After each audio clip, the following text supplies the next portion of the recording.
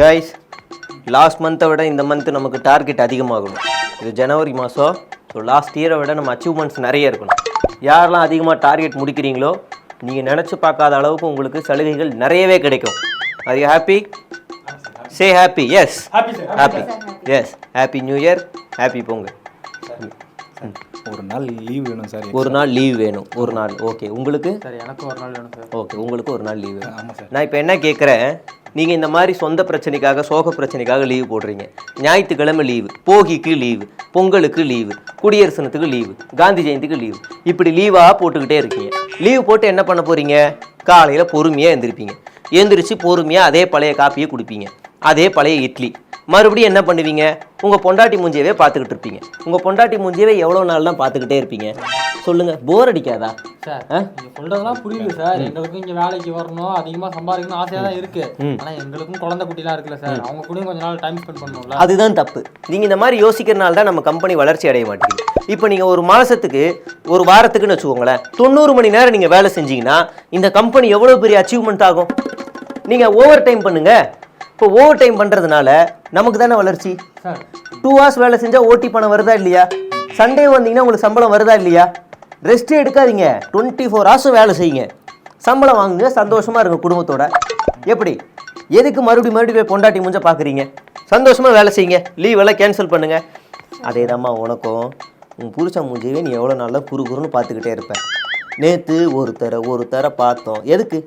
திரும்ப திரும்ப பார்த்து போர் அடிக்கும். புரியுதுங்களா? நீங்களாம் லீவெல்லாம் எடுக்காதீங்க. தயவு செய்து ப்ராடக்ட், கம்பெனி, அச்சீவ்மெண்ட், டார்கெட் இதுக்காக ஒர்க் பண்ணுங்க. சார் எனக்கு ஒரு டவுட்டு. இப்படி சண்டே கூட ஒர்க் பண்ணுங்கன்னு சொல்கிறீங்கல்ல, நாங்கள் இப்போ ஒரு நாளைக்கு கிட்டத்தட்ட 12 மணி நேரம் 16 மணி நேரம்லாம் ஒர்க் வாங்கிடுறீங்க எப்படியோ. சரி, நாங்கள் இவ்வளோ உழைக்கிறோம்ல, கம்பெனிக்கு ஒரு லாபம் வருதுல்ல, அந்த லாபத்தை எங்களுக்குலாம் பிரித்து கொடுப்பீங்களா? சரி, அதை விடுங்க. இப்போ ஒரு வாரம்னு பார்த்தோன்னா நாங்கள் 40லேருந்து 48 மணி நேரம் உழைக்கிறோம். உங்களுக்கு சம்பளம்னு பார்த்தா நாங்கள் இவ்வளோ ஒரு வாரம் ஃபுல்லாக உழைக்கிறோம்ல, அதையே நீங்கள் ஒரு மாத சம்பளமாக வாங்குறீங்க. கிட்டத்தட்ட ஒரு 50 கோடி கிட்ட வருது உங்களுக்கு மாத சம்பளமே. அதை நீங்கள் பிரித்து தருவீங்களா?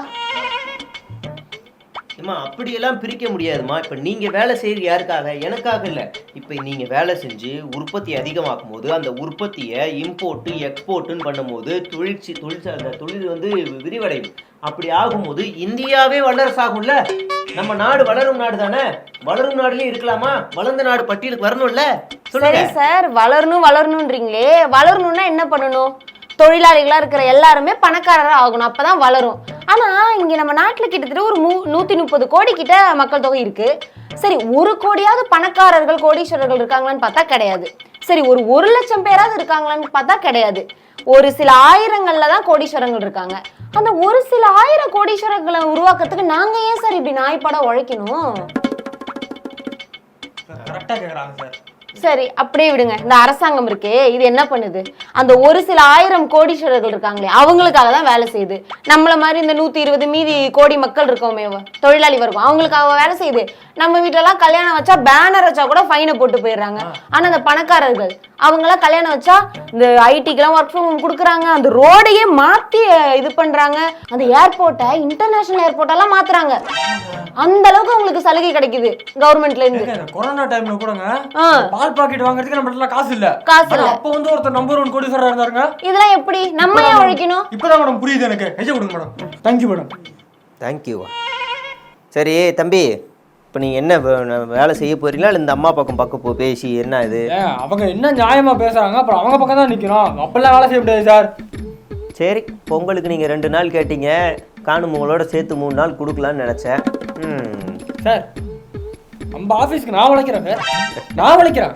சண்டே வந்துடுறீங்களா? கண்டிப்பா வந்துடுறியா? பொண்டாட்டி முஞ்செல்லாம் பார்க்கக்கூடாது.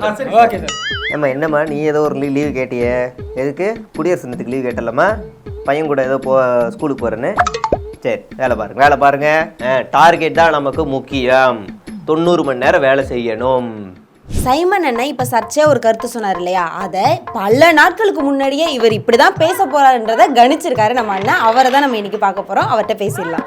சார் வணக்கம் சார். வணக்கம் அண்ணா, நீங்கள் முன்னாடி வந்து என்ன பேசுனீங்கன்றது உங்களுக்கு ஞாபகம் இருக்கா? இருக்கே. நாம் தமிழ் கட்சியின் தலைமை ஒருங்கிணைப்பாளர் சீமானை பொறுத்த வரைக்கும் அவர் இந்துங்கிற சொல்லே ஏத்துக்கல இல்லையா? அது வர வர போக போக ஏத்துக்குவார். ஒரு காலத்துல கடவுளையே ஏத்துக்கல, இப்ப கடவுளை ஏத்துக்கிட்டாரு. முருகனை ஏத்துக்கல, அப்புறம் முருகனை ஏத்துக்கிட்டாரு. சிவபெருமான அப்புறம் ஏத்துக்கிட்டாரு. ராவணனை ஏத்துக்கிட்டாரு. மாயோன் கிருஷ்ணன் ஏத்துக்கிட்டாரு. படிப்படியே ஏத்துக்குவாரு. இந்துங்கிறத ஏத்துக்குவார். அவர் சர்டிபிகேட்ல என்ன இருக்குன்னு கொஞ்சம் பாருங்க. அதையும் மாத்திக்குவாரு. தாய் சமயம் திரும்பிடுவார் அவர். எப்படி சார்? அதாவதுங்கம்மா எனக்கு எல்லாமே எனக்கு தெரியுங்கம்மா. அவர் என்ன சொன்னாருங்கம்மா, வந்து கிருஷ்ணர் வந்து எங்கள் அழுக்குல இருந்து பிறந்தோம் அப்படி இப்படின்னு கிண்டல் பண்ணாரா? இப்போ அவரே என் பாட்டை முப்பாட்டன்னாரா? பொட்டு வைக்கிறான், அசிங்கமாக பொட்டு வைக்கிறாங்க அப்படி இப்படின்னு கிண்டல் பண்ணாரா? இப்போ அவரே பட்டையும் கிட்டையுமா திட்டிட்டு ஓடுறாரா? சமஸ்கிருதத்தை எதிர்த்தாரா? இப்போ அவரே சமஸ்கிருதத்தில் பூஜையை பண்ணுறாரா?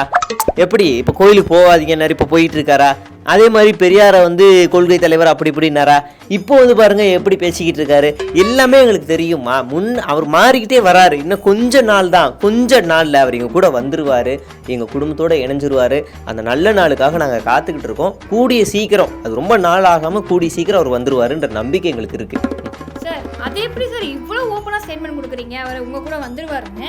அதாவது நீங்கள் பார்த்துக்கிட்டிங்கன்னா எங்கள் கட்சிக்குள்ளேயே இருக்கிற, அதாவது நாங்கள் ஆதரிக்கிற அந்த பூ கட்சியாக இருந்தாலும் சரி, எங்கள் கட்சிக்குள்ளே இருக்கிறவங்க சரி, ஏதாவது ஒரு கருத்தை அப்படி போட்டுட்டு நான் போடல என் அட்மின் போட்டானே ஜகா வாங்கிடுவோம். ஆனால் இந்த தம்பி பாருங்க எவ்வளோ தைரியமாக அப்படி போடுது. அப்போ பார்த்தீங்கன்னா இது கண்டிப்பாக எங்கள் கூட வந்துருன்ற நம்பிக்கை இருக்குது. அது சீக்கிரமாக, அதாவது நல்லது நடக்கும். நடந்தால் நல்லது தானே, அதை தான் நான் அப்படி வந்து சொல்லிக்கிட்டு இருக்கிறேன். கூடிய சீக்கிரத்தில் அவர் வந்துருவாருமா. சார் இப்போ கடைசி ஏதாவது ஒரு கவிதை எங்கள் 2 பேர் உறவு பற்றியா? உறவு பற்றி. இப்போதைக்கு அவர் வந்து எங்கள் கூட வரமாட்டார். தூரத்துலேருந்து சப்போர்ட் பண்ணாலும் அவர் எங்களுக்கு இருப்பாருன்றதான். அந்த உறவு முறையை வார்த்தைகளில் அடக்க முடியாது. இருந்தாலும் நான் வந்து சொல்கிறேன், இது ஒரு கருப்பு காவியம். இது ஒரு கருப்பு காவியம். வரட்டுங்களா? Okay okay okay. என்னதான் நடக்குது இந்த கட்சியில்? ஃபோன் அடிப்போம் அவருக்கு.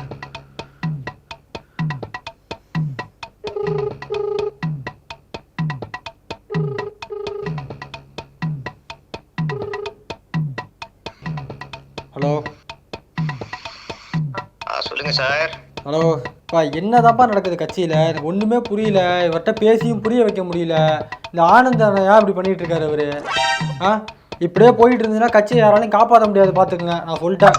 அப்புறம் அந்த பூக்கட்சியிலேருந்து பூக்கட்சி அப்புறம் வேறு கட்சி ஏதாவது ஹைஜாக் பண்ணிட்டுனா எதுவும் பண்ண முடியாது, அவ்வளோதான், பார்த்துங்க. நான் சொல்லிட்டேன். இப்போ கட்சியை பொறுத்தளவுக்கு ஒரு ஆனந்த் தான் எல்லாமே அப்படிங்கிற மாதிரி இங்கே வந்து ப்ரொஜெக்ட் பண்ணிகிட்டு இருக்காரு. இது வந்து சரியாக படல. தளபதி ஒன்றுமே இல்லைங்கிற மாதிரி தான் இந்த கட்சியில் ஆகிட்டு இருக்கு. இவர் பாட்டுக்கும் வராரு. இவரை தாண்டி ஒரு புள்ளி கூட வைக்க முடியல அந்த கட்சியில். என்ன நடக்குது இந்த கட்சியில்?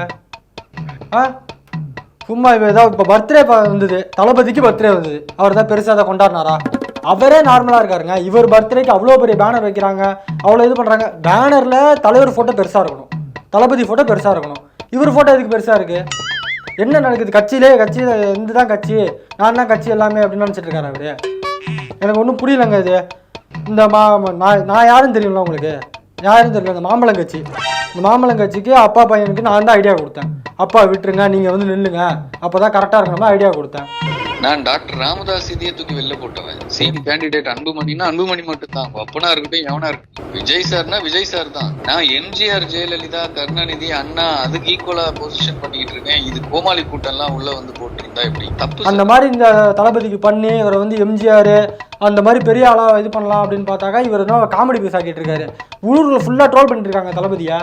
இதெல்லாம் பார்த்துட்டு சும்மா இருக்க முடியாது சொல்லிட்டேன் நான். சும்மா எம்ஜிஆர் ஜெயலலிதா மாதிரி அவர் இது பண்ணலாம் அப்படின்னு பார்த்தாக்கா இவர் சும்மா காமெடி பண்ணிட்டு இருக்காரு. இந்த கமல் அவர் இருக்காரு, அவருக்காவது ஓன் ஐடியாலஜி இருக்கு.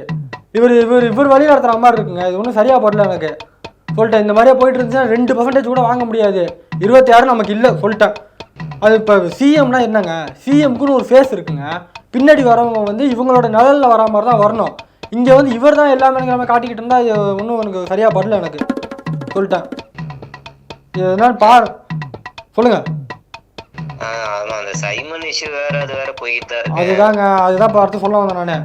இப்போ சைமன் அவர் வந்து இந்த ப்ரெஸ் மீட்டில் என்ன பேசியிருக்காரு அவர் பாருங்க. இது பெரியார் வந்து பெரியார் நாங்கள் எதிர்க்கிறோம், பெரியார் இந்த மாதிரி பேசியிருக்காரு, அந்த மாதிரி பேசியிருக்காரு. ஏன் அந்த மாதிரி பேசியிருக்காரு? இப்போ நம்ம தளபதி வந்து பெரியாரை வந்து அவரை வழிகாட்டியாக எடுத்துகிட்டு போகிறாரு, அதனால தானே பேசியிருக்காரு. அந்த மாதிரி பேசும்போது நம்ம என்ன பண்ணணும்? அவர் வழிகாட்டியாக எடுத்து நம்ம என்ன பண்ணணும்? ஒரு அறிக்கை விடணும்ல. இது வரைக்கும் ஒரு அறிக்கை விடலைங்க. கட்சிக்குள்ளே என்ன நடக்குது அப்போ? இதுக்காவது பேசணும் நம்ம சும்மா இந்த மாதிரி இருந்தால் சரி வரல சொல்லிட்டேன். இன்னைக்கு ஏதோ பொதுக்குழு வேற நடத்துறாங்களாம், அதில் ஏதோ தண்ணியில் இறக்கி விட்றேன்னு சொல்லியிருக்காரு. அதில் என்ன பேச போறாங்கன்னு எனக்கு தெரியல. ஆமா, ஆனா இதெல்லாம் ஆடியோல இந்த லாஸ்ட் 2 கண்டென்ட் இல்லையேங்க, நம்மளே அடிச்சு விடுறோமா இருக்கு, அது பிரச்சனை ஆகாதுங்க. அதுக்காக அந்த ஆடியோல இருக்கிறதே பேச முடியும், கொஞ்சம் மசாலா சேர்த்து அப்படி இப்படி தான் பேச முடியும். அப்படி சொல்றீங்க? ஆமா, எனக்கு இது சரியா படல, என்னன்னு பாருங்க சொல்லிட்டேன் நான். சரிங்க.